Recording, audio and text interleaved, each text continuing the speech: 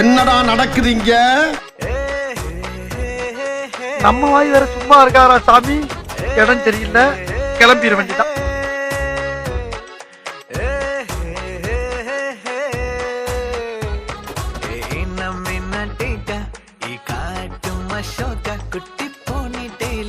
இவன் வேற இல்ல ரொம்ப டார்ச்சர் பண்றான்டா. கொஞ்சம் சீக்கிரம் முடிச்சு விடுங்கம்மா, அம்மா கரையில கொஞ்சம் வேலை இருக்கு. என்ன எப்படியாச்சும் காப்பாத்துற. 2000 years later.